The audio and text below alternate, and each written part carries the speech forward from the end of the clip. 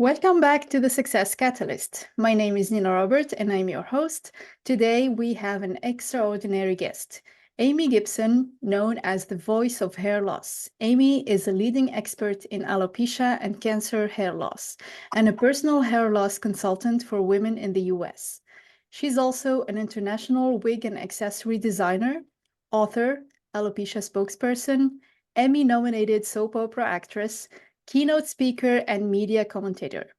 23 years ago, Amy founded createdhair.com and created hair designs in Beverly Hills, offering women safe, comfortable solutions for medical hair loss.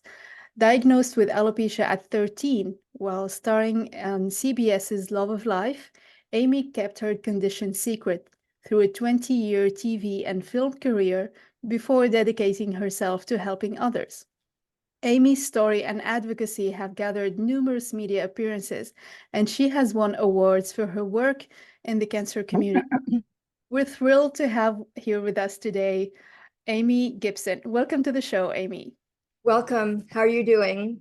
Thank you I'm for doing having great. me on. And I'm so excited to have you here. And I want to know everything about your experience and the challenges that I'm sure you faced with this career and this mission that you're going to help people with hair loss. And I think this is something very, very important, and I think not spoken about enough in our society, in our community. So tell us more about your journey into hair loss advocacy and how your personal experience with alopecia influenced your career and led you to become a leading expert in this field. Well, that's about 9 hours. To condense this, I was starring on soaps for many, many years. And when I was younger, I was around 13 years old and I was on Love of Life. And I was in the hair and makeup room, and every day they'd comb your hair, they brush it through. And the hairstylist would always play pranks with me. And so he was put my hair over and he flips it up, I'm doing this. And he goes, wow, you have a bald spot the size of the palm of your hand. And I thought he was kidding. I said, that's right, Nick. Okay. He goes, no, seriously. Mm. And he showed it to me. And I was freaked out, but at the same time, I was so intrigued because, like, when do you see any of your scalp like that? And I was like, wow, that's really interesting. And wow, it's so smooth, like a baby's butt. Wow. Mm. But I must have watched a documentary on leprosy because I was always watching these crazy documentaries as a kid. And the first thought I had after this intrigue was, oh my God, my arm's going to fall off. So I went into obviously a spin, an emotional spin. And I ended up going to a famous dermatologist there that my aunt, who was a famous singer, took me to. And he said, there really is no cure, but we have a Band-Aid.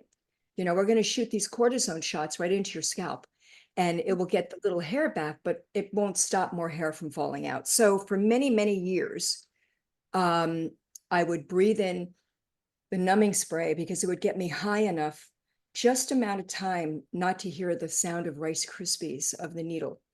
And so I got used to it. And then the minute I'd have like an underground little pimple, I'd know, oh, the hair's going to go there. And so I was constantly keeping up with it because I was on a show. I couldn't tell anybody. So to condense this, I did that for many, many, many years through many, many different shows. And I really got very good at lying. Okay. I got really good at lying. I remember my agent said to me, oh my God, I think it was either Clairol or one of the VO5 or whatever commercials really wants you. But I was so worried because of my alopecia and I was going to be a pro golfer. I said, oh God, you know what? I use a very proprietary product and I kind of signed some paperwork and I can't really do anything else for shampoos. She goes, really? Did I do that deal for you? I said, no, I did on the side before I met you. She goes, really?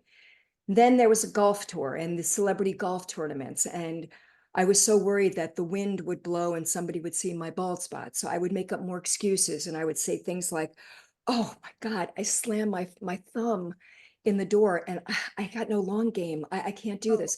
So I would constantly be having to think ways to get out of this. Mm.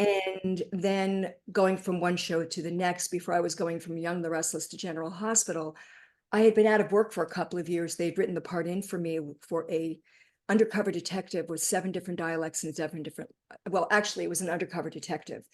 And what happened was, I realized I had a lot of spots. So I went in for treatment.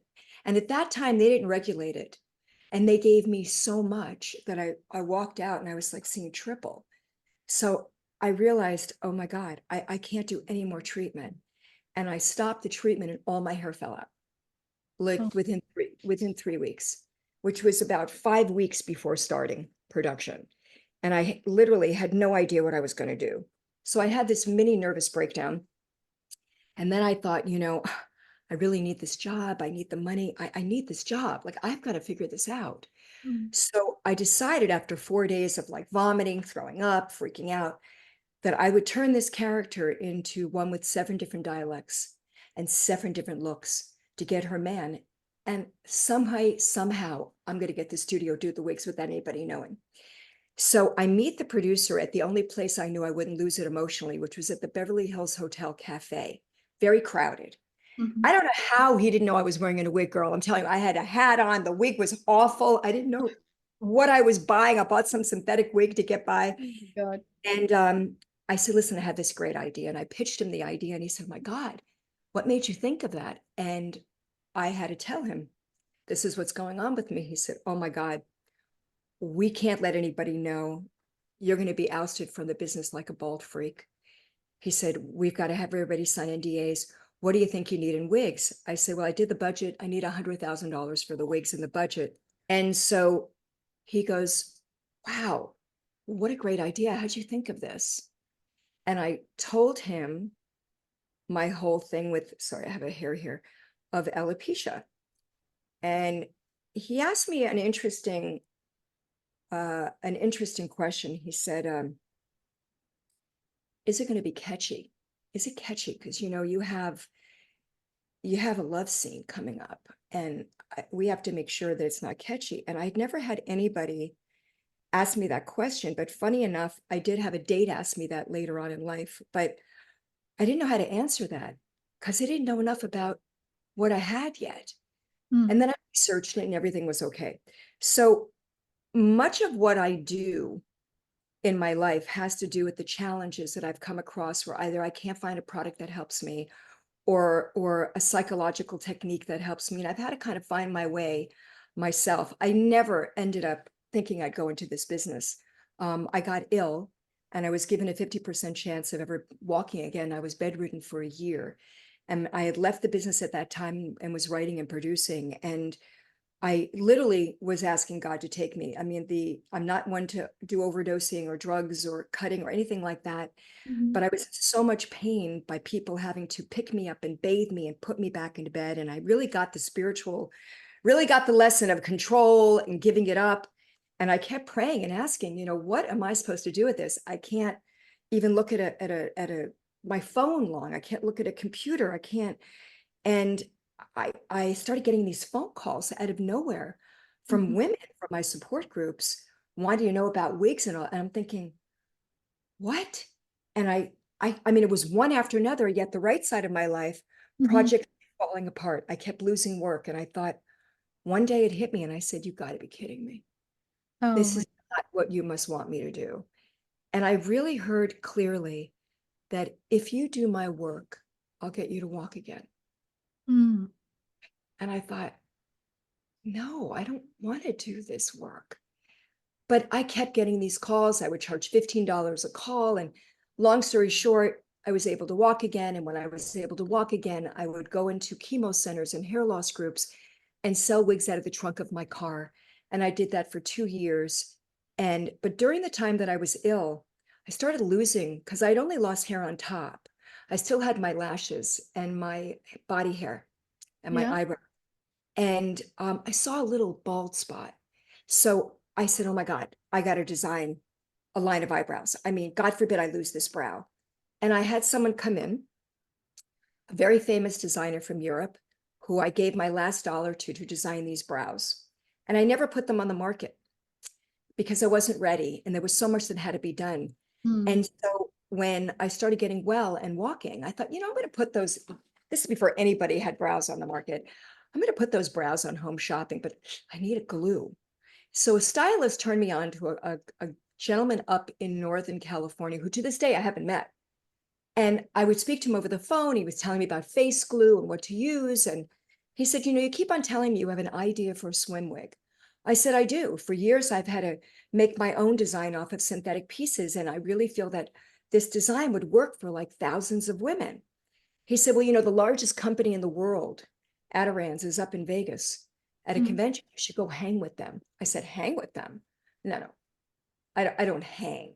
If they want to see this design, they can sign paperwork and fly me up there, or they can fly down here. And 2 weeks after that, the president of their American company came into town, and he had me try on, and he showed me this line of wigs they were thinking about doing that wasn't an active wig line. And I went into the bathroom and I came out and I said, you're going to fail miserably. I said, this is a horrible line. You need to do A, B, C, and D. You need to cut here. You need to sew there. And he goes, well, why don't you show me your design? I said, well, did you bring the paperwork? He said, well, no. I said, well, then you don't get my design. I said, when you're ready to show, So long story short, a few weeks later, I flew in, showed him the design, and they put up millions of dollars for the line. And that is what put me on the map as a designer, which I'm most grateful for. But in between all that, I had to deal with the personal journey. And still there was nobody guiding me. So throughout my whole career, and now trying to do this business, while I was still very emotional, was incredibly challenging. I still cry with every client. I mean, I take off my wig with every client. You can't, when I have a cancer client who comes in and says to me, you don't know how I feel, I said, excuse me, I do know how you feel. But at least this is an area where you can be in control of something while everything else is spinning out of control with cancer or with alopecia. Let's get control. So I've made it my mission to really come up with techniques, not only wigs and wig products that work, but really try to take women from a place of feeling out of control on an emotional roller coaster, an absolute victim, to getting in control and feeling like a victor and being able to live their life normally. That includes intimacy and sex. And how do you deal in the workspace? You know how many clients of mine sit under a light, right? And the boss will come over them, talking to them, and they're worried that this is going to show, that if their part is not natural, it will show, right? It's going to, something looks off. So it's even taking women into the workforce. And so, balancing TV with alopecia was an unbelievable feat. And when I wrote Sex, Wigs, and Whispers, okay, this was in the works for 10 years because I kept on adding to stuff. There was more things that I had to work out, and I go, wait a minute, I haven't finished. Well, in the middle of writing this book, I was almost finished. And I had a horrible thing happen with a family member who unfortunately had taken a lot of money from me after I was very generous my whole life with her. And I got so angry. It was a Wednesday night that I was shaking from so much anger when I got this phone call from the bookkeepers. And I was angry for days. And Saturday morning, my husband looks at me in bed and he goes, honey, where are your eyelashes and eyebrows? I went, what? That level, I had gone from alopecia, which are the spots, to alopecia totalis, which is when I lost only the top of the hair, and I started wearing wigs, to now losing the frame. Oh my God. The eyebrows and eyelashes. And I have to tell you, that was as if it started all over again. I swear to God, it was like all of a sudden I really was on this alopecia journey that I had handled. I was wearing wigs, no problem, putting them on, forgot about it.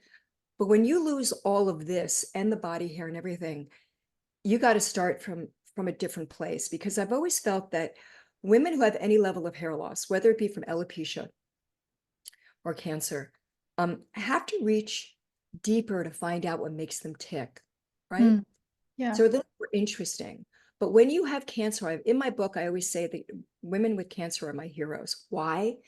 Because not only do they have to make the serious choice to do whatever they have to do to stay here, right?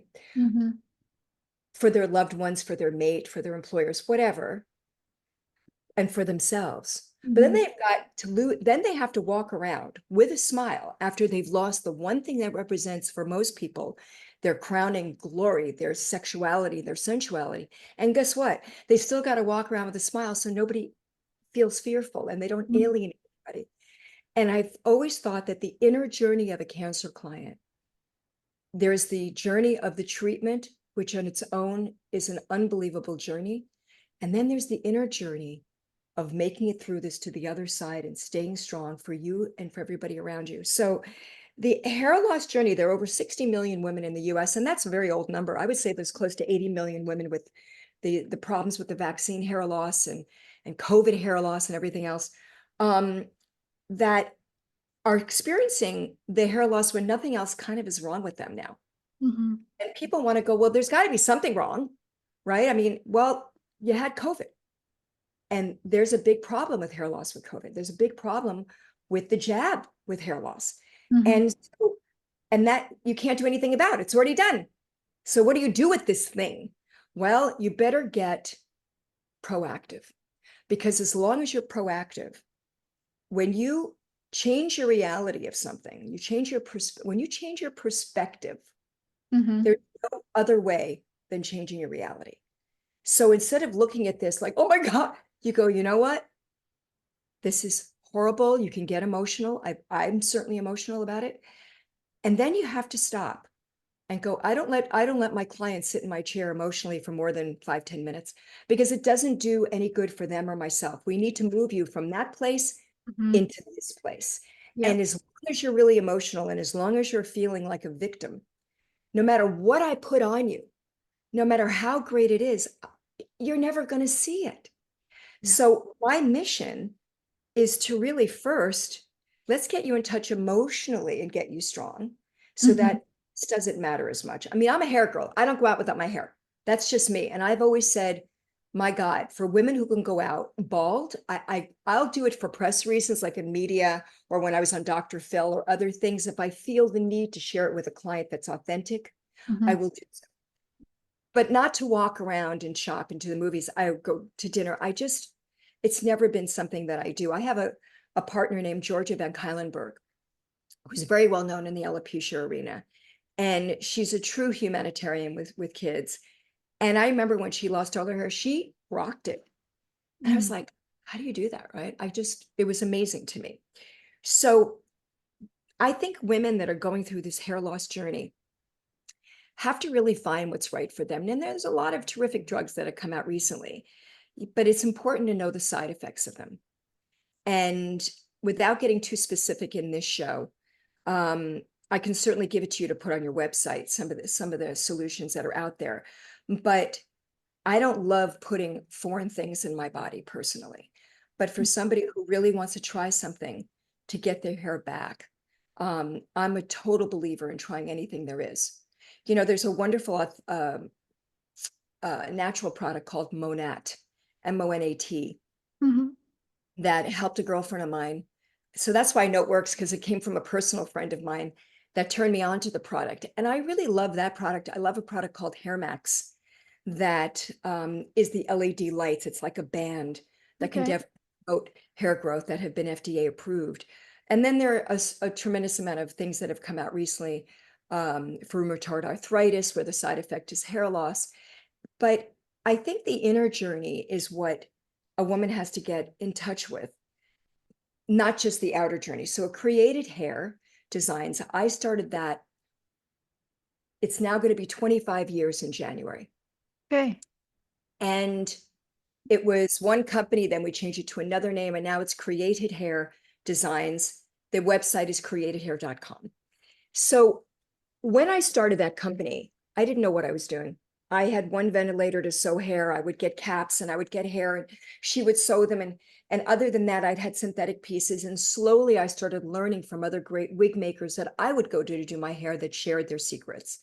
I had a wonderful teacher named Del Roberts, um, who really taught me the business. Even my ventilator had been in the business for 40 years, and she taught me all the tips and tricks. And then the grandfather that started, the man who started Wigs, Wilshire Wigs, would teach me. And so little by little, I started learning not only through my own, but other people who really taught me. But I would have these challenges along the way. I needed a bag at the gym to carry my things. And I didn't want anybody to see them. And it came out of a very emotional thing that had happened when I just lost my hair. I was working out in these synthetic wigs. They'd be really wet. And I would take a plastic bag to put the wet one in. And I'd have my dry wig in another plastic bag. And I would carry all these, like the tape and the witch hazel to clean my scalp and all this stuff separately. And I would go in, and after about 6 weeks, I kind of had it down. I'd go into a bathroom stall. I would put everything down on the bench, and I'd be cleaning everything, and then I'd put my wig tape on it, and like then I'd go and sit and put my makeup on like every other woman and feel normal, right? Mm. But this one time there was no stall, but there was a handicap stall with a shower curtain. I thought, I can do this in like 2 minutes. So nobody had seen me bald. My head was over the bench. I was trying to get my tape out and my accessories, and a woman in a wheelchair happened to pull across the shower curtain, and she went, "You're not crippled. You have no right. You're not handicapped." And she started cursing, and like the place was so crowded and everybody saw me bald, and I was so freaked out. And I started grabbing all the accessories and they kept falling. And I Mm. just grabbed them. I put a wig on. I'm sure it was backwards. And then I sat in my car and I remember crying for like an hour. And I thought, one day I'm going to create a product that will hold a bag, that will hold all the accessories and your wig together, that looks like a handbag. And I'm going to do that and come out with that. And that's how the rescue bag was born. And then I couldn't find a way to keep my wigs on. So I thought, you know what? I really need to come up with some kind of band. So I started with the nylon band, and I would sew polyurethane onto it. And I just, as a wig wearer, you try other things, even naturally, just to make sure that something is going to be more comfortable on this journey. So finally, I created a band called Wig Secure. It took me many years. And I realized it had to have a piece of silicone down the Okay. middle so that Yeah. it would stay on my head. I have a lot of runners who use this in exercise. And then the wig fits over and it really holds, where I didn't need tape anymore. I thought, oh my God, this factory finally got it right. But then I had a lot of itching in these Mm. wigs. And I would put, I don't know, cotton and lace underneath and tissue, and it would always be lumpy. And finally, after 6 years, it took me 6 years to create scalp cushion. So Oh. scalp cushion has the curvature of the natural scalp. And Mhm. when you wear this under a wig, it really takes away the itchies, and it's not at all lumpy. So I started coming up with all these things and many other things coming out. But I think when a woman's going through the hair loss, it's really important to find those things that make your journey easier. Like I always say, when you're dating, and if Mhm. you're intimate and you're not ready to tell them, people say, well, there's a woman out there that says it's a 3-date rule. If you don't tell your partner within 3 days of 3 dates, then you're a Mhm. liar. And I don't agree with that at all. I think that your hair loss is a blessing. And when you're ready to let someone in, that's on your timetable, not his or anybody else's. And so you have to learn, if you're not ready, then get sex wigs and whispers. Pardon me, it's Love and Life with Hair Loss. And I give you all these like techniques so you can learn how to be intimate without an issue, right? So I Mhm. talk about a thrasher wig. When I would be intimate with somebody, I would have another wig looking just like it. And so I would go into the bathroom right before the major gig, and I Mhm. would switch wigs out. And by Okay. that time, lights were dim, right? Yeah. And I'd mess up my beautiful wig, but in the morning I'd get up and I'd put the one that he realized from the night before. And they were very close. That I was, when People magazine covered me, I had a guy that I had seen for a couple of years named Barry, such a narcissist. Anyway, he calls me up after seeing the article. This was so typical. And he goes, "Hi, Aim. Congratulations. I love that you're helping all these women. And, listen, can I tell you how I feel?" And he would always say that. I said, "Yeah, Barry, what's up?" He said, "Well, I feel really betrayed." I went, "What? What do you mean betrayed?" He said, "Well, we went out for 2 years and you never told me." I said, "Really?" "Well, Barry, When would you realize it's not all about you? And second of all, maybe I didn't feel safe enough Yeah. to tell, you know? And oh, Barry, can you do me a favor? He goes, sure. I said, remember this tone. And I hung up. And I could not believe it. But, people are very insensitive or unaware of women who goes through and what we go through when we lose this. There are times I wake up, and I've done this for so many years with women. I take them from point A to point B, and I speak about this all over the world. And you know what? I cried last week. My Hmm. wig was right. I was going to an event, and I said, I just want my goddamn hair back. I want my eyebrows back. I want my eyelashes back. I mean, I get it, God. I'm doing the work you want me to do, but you know what? Maybe you can like give me some of this back, because I I'm really tired of this. And my husband and I have this running joke. So I wake up and I'm like a blank canvas, no eyebrows, no lashes, and you really have no differentiation. And Contrast. and the very first thing I do when I get up in the morning is I put some brows on because I have to walk the dogs, and I don't want anybody to see me without my brows because it looks strange. So for me, not for anybody, I have friends who walk around without brows. It's not a problem. And again, I give them kudos, but I just have a problem with it. And so there's a lot of work involved to make this, Hmm. and you have to embrace it. There are these stages. There's the anger, there's the grief. I mean, you're a coach, you understand. There's Absolutely. anger and there's grief. Whether you're a business coach or whatever, you don't get a job, there's the anger, there's the grief before you can clear that out and get another job. Yeah. It's the same thing on a little bit of a deeper level with the hair loss. And so we have to let ourselves go through that, not Yeah. sit in it, but go through that and get to the other side to then find the answer and then gravitate and embrace what we need to do to move on, or you'll never move on. I have a friend of mine who is in her late 40s. And she came to me as a client, has become a friend, and she lives in LA. And she came to me recently, and she's still as broken Hmm. about this hair. She cannot get beyond it. Do you know that her husband of 37 years has never seen her without her hair? She goes to sleep with her wig every night, and when he goes to work, she takes it off. Oh my And she God. said, and I said, but why? Lisa, I don't understand. She Mm. said, I can't. I said, are you afraid he won't love you? He knows you wear a wig. He knows. She goes, he doesn't. I said, well, where do you keep your wig? She said, I have a special hiding place he doesn't know about. I said, I really give you grace. The fact that you could do this, if that's what you need to do for you, I give you blessings on that. I just, couldn't do this. So with created hair, I try to get out there. I try to get the word out. So I appreciate it today. But I love Cancer Connect community support centers, because not Cancer Connect, Cancer Support Community Centers, because Mhm. they really have an outreach, not only physically in support centers you can walk into across the country, but also their webinars that Judy Williams does. It is very impactful and very informative. The National Alopecia Areata Foundation tries to put a lot of stuff out there. There are people, there's so much more on Instagram, there's so much more on YouTube. My YouTube channel, Created Hair by Amy Gibson. I took a $100,000 loan, which I'm still paying off. But I was in meditation, and I heard a couple of years ago, you need to do this YouTube channel. People are calling you constantly for the same things. They need to have a place to go, but not everywhere, all over the place on the internet, in one home. So Georgia was sweet. She goes, yeah, you have to do this. And my partner, Kathleen Leonard, who's one of the top celebrity stylists in Los Angeles and Hollywood, and she's been my partner for 18 years. She's African American. She's incredible. There's no better wig colorist or wig stylist in the industry. And we did this together, and it's where people can really go to get information.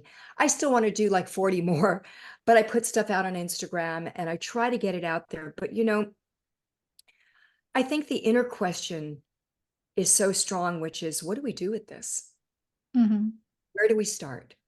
Well, you start with understanding that it's not God, and it's not a curse, and you're not going to die from it, and it's not catchy. Those are the four things, and that I, you can get to the other side.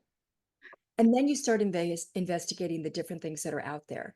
We do premium European hair. I do some synthetics called cyber hair, which was my active swim wig, and mhm, also another one called the water wig. And so if you're exercising, they exist. These are all solutions.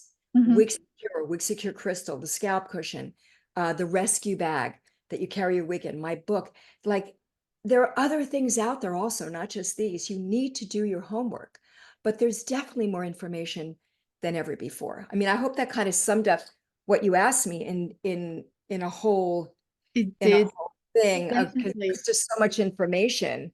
I Uh, mean, I'm so impressed and so really humbled by what you've been doing to the world and to people Thank facing you. this kind of challenge. And I think it's not, as I was saying earlier, it's not spoken about enough.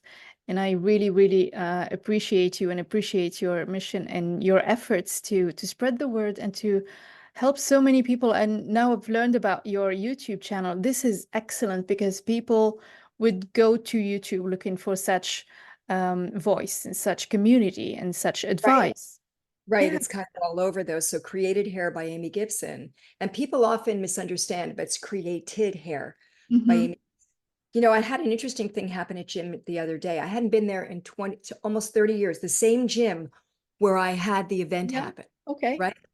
And so I decided to go back because it's with new ownership for a while. And I go back and I thought, you know what? I'm not going to worry about walking around bald here because years ago I did.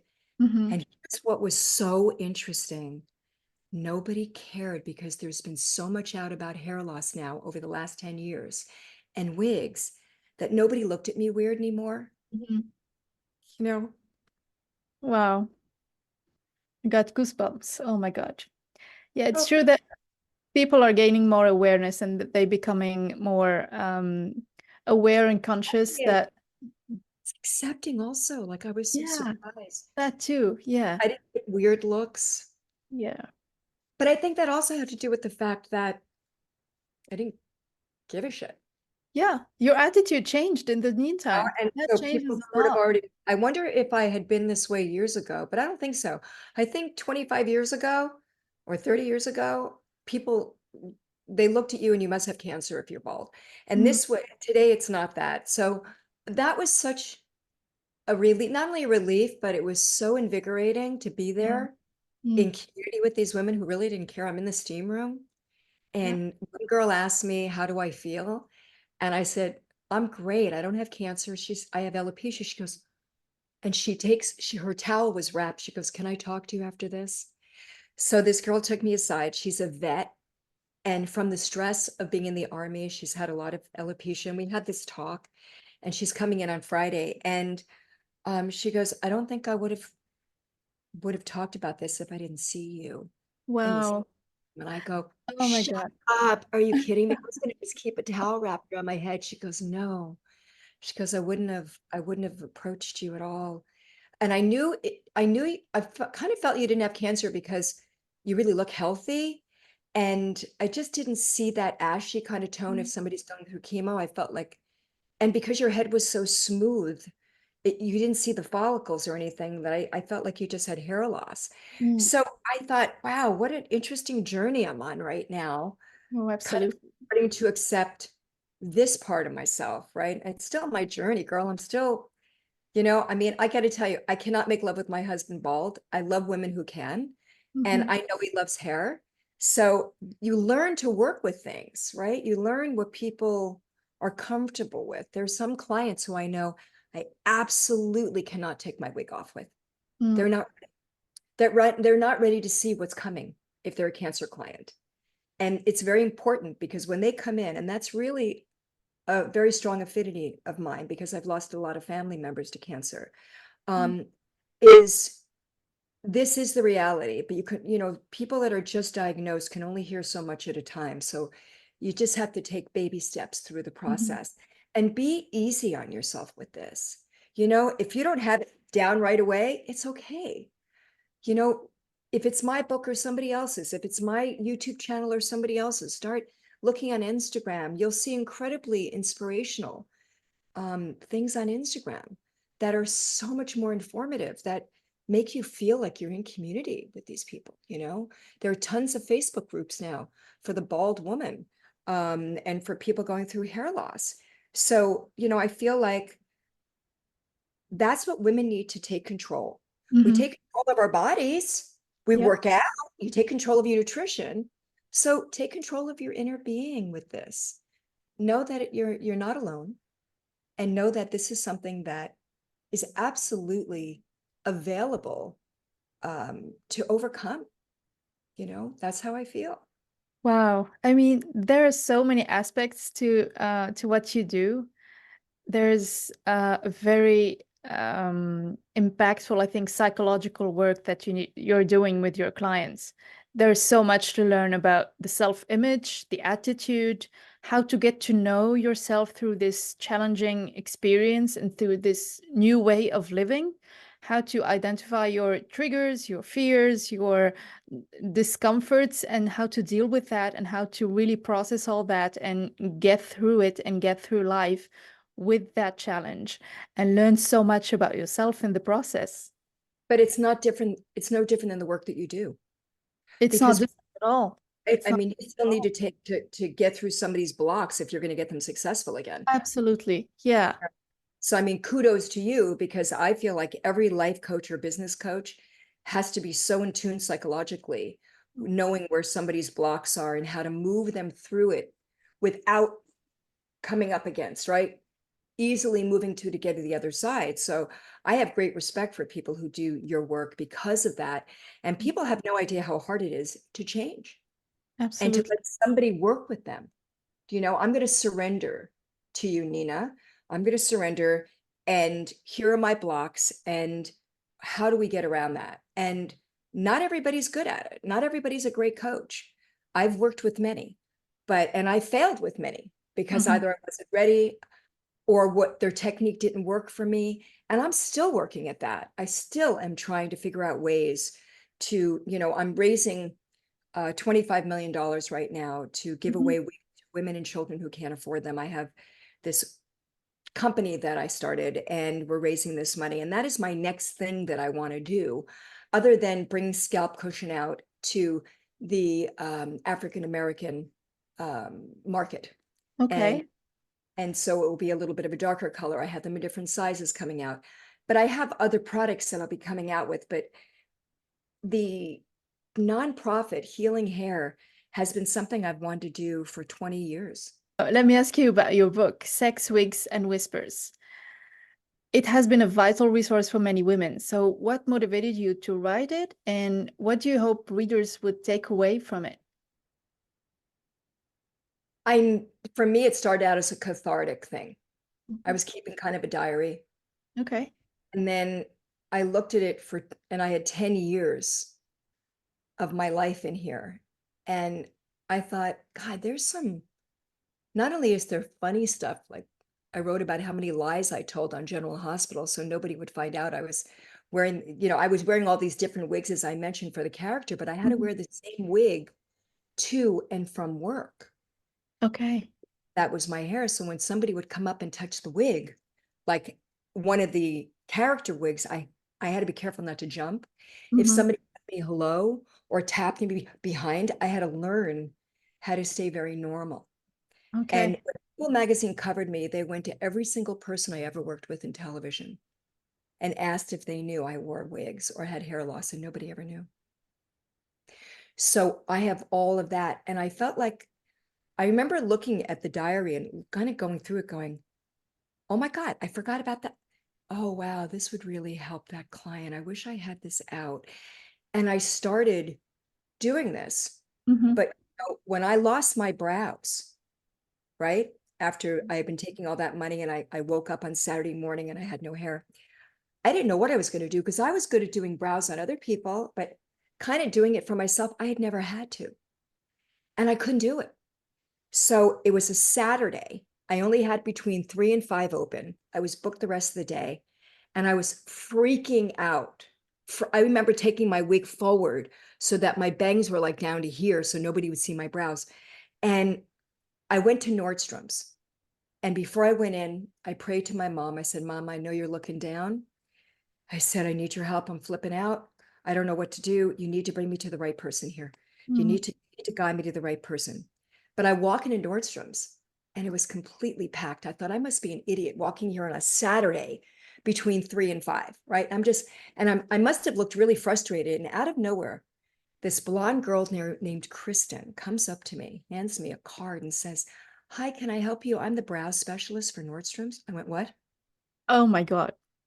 And I look up, I said, Mom, thank you, Mom. She trained me for 2 hours. She's in my book. And then I went back and she worked with me again. Mhm. And then I learned how to do it. And I learned from makeup artists after that and all these different techniques. And I got a bad tattoo done. So I had the rest of the bad one taken off recently. I will have them re-tattooed again as soon as this one heals up.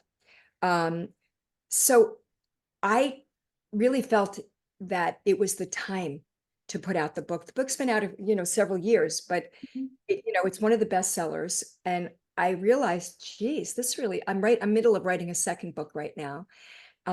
That's more about cancer and cancer hair loss and the things you should know. So um, it's kind of controversial, and I think that it will make an impact. It still has to do with my work, but I felt like it was time, and it keeps on having an impact. It's amazing. I mean, women still, thank God, buy it. And, we don't make that much on the book. It's funny. I think I make like $2 a book or something by the time Mhm. printing is done. So it wasn't ever about making a lot of money with the book. I had never done one. And I thought, you know what? I'm going to see if I can put this out and share my diary with everybody, right? So then I stopped print. I said, you have to stop. Don't go to print. I've lost my brows. I dealt with that. And then you'll see it in there. I think it's called Bye Bye Brows. And Okay. that was an added chapter that we did when this happened. And again, it was about being proactive, right? I mean, that's what I try to put out. And so that's why the book, I think, has a real impact because, and it's not well edited, even though I paid like 3 people to edit it. I think I would like to put it out again, better edited and add some stuff to it. Um, I just think it's a manual. People call it their Bible, whatever. I just think that it's funny. It tells the crazy thing that's happening to me during dating. And then there's only 5 sexual positions. Everything is about intimacy.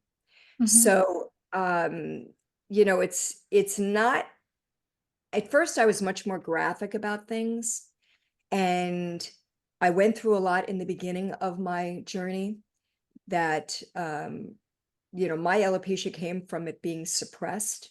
My immune system was suppressed when I got staphylococcus as a young child, and then it came back at 13, and then I got alopecia right afterwards.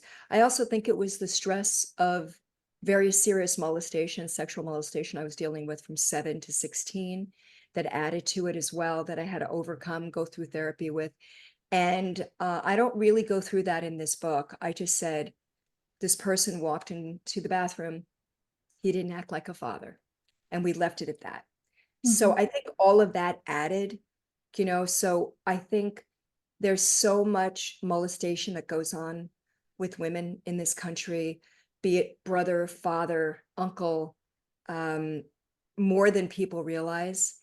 In addition to single women being in the workforce or women in general having 2 jobs to make it Mhm. through, I think the stress is so much greater than it's ever been environmentally, in our water, in our air, in our food, that we have a lot of challenges to overcome this side effect of hair loss. And if you don't find the tips and tools, like what's in Sex, Wigs, and Whispers, if you don't go on the internet and you don't look on Instagram and you don't try to find those answers, you are going to be nothing but stuck, and you will not live your life normally. And there's no reason you should not make love, go dancing, work out, swim, do everything you need to do. All you need to do is learn a few things to make Yeah. it work. You learn how to work with your bra. We all Mhm. want which bra to work with. Okay, the underwire hurts. Let's go to a different one. We all find ways. We find the makeup that works. We take the time. So you know what? Take the time to learn this. It's not such a horrible journey. You can learn it. You can absolutely. Createdhair.com is online. I give free consultations for 15 minutes. You can pay for an hour. I make myself available 3 times a week, 3 hours a day, sometimes more than that. So I'm available. It's just you have to want to do it. I can't force you to want to heal yourself and get yourself through this. I think we all have our journey, and you either decide to conquer it or you don't. That's a very powerful message because I work a lot with clients and coaching, mentoring, all these things that we do with people. It's not just giving them the recipe and telling them exactly what to do. They have to do the work as well. They have to follow that advice. Having the best machine or the best accessory or the best next gadget will not solve the problem if you don't use it properly, if I you don't totally follow agree. the, yeah. So, to end with, I'm really grateful to having you here. I've learned so much about this subject, and I learned so much about you and many ways that you're helping people with. And I'm really, really grateful for you as a person and as an Hey, entrepreneur and as a voice for all these people that really need much more visibility, much more. Messages to really go through and to keep this subject more in mind, because it's not obvious to see what's beyond that experience and to go through that challenge. And we have to really feel that we are in community, we are seen, we are heard, and there are solutions so that everyone could live the best life that they can with what we have. Now we have solutions, and you keep innovating and you keep creating new things and new ways to make people feel better and live their best lives. So thank you so much, Amy. And is there anything you want to end up with? Any advice, any last message you want to share? I think that you said it in a nutshell, but hair loss is not a curse. I look at it as a blessing. You Mhm. could be anybody you want to be. You can change your color. You can change your style. You got to approach it in a funner way, right? In a sexy way, because just remember something. Wigs are no longer this travesty. Now Mhm. they're looked upon as an accessory like heels and lipstick. And if you look at it like that, you'll have so much more fun, and this won't be as traumatic because you would have found solutions that really fill your heart and get you and feel inspired and normal and wonderful and sexy. Thank you, Amy, and we'll see you again in the next episode. Bless you. Bye, honey.